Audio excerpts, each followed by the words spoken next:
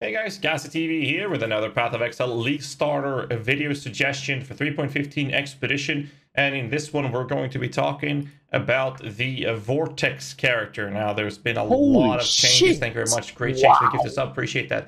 There's been a lot of changes to Hypothermia, but they have reverted the changes, which is not in the POB as of yet. So this is now sorted on the Flask temporarily, which you can see here. I've added a little bit of a row there saying 29% more cold damage over time multiplier, which applies to the skills where I have the hypothermia linked.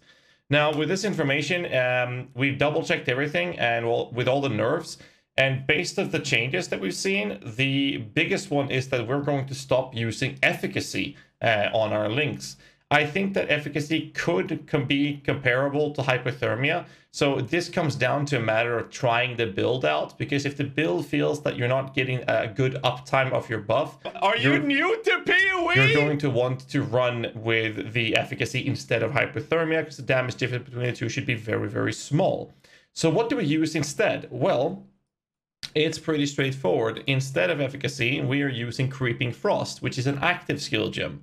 So we are basically going to be casting Vortex, we're going to be casting the Cold Snap, as well as Creeping Frost to generate our damage over time effects on the enemies. And that's basically how we're going to be approaching the build to do as much damage as possible. The low budget build is doing about 550 to 600,000 Shaper DPS, depending on the amount of gear you have. And this is a CI build, and among the best builds you can actually use as an introduction to learning how to transition into CI based on how the build guide is, which covers everything you will ever need to know and then some.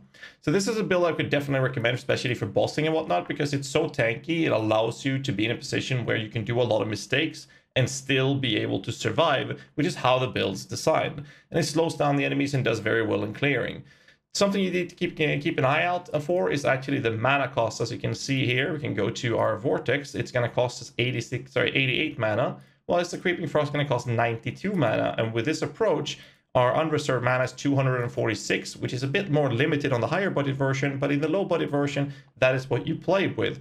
And it's not supposed to be spamming your abilities 24/7. It is just supposed to leave the damage up on the ground on the boss, and then you're supposed to just run around and then just make sure you place another one before the other one disappears. So you're not supposed to be spamming your abilities. It means that you don't have to worry too much about the mana, but do keep that in mind.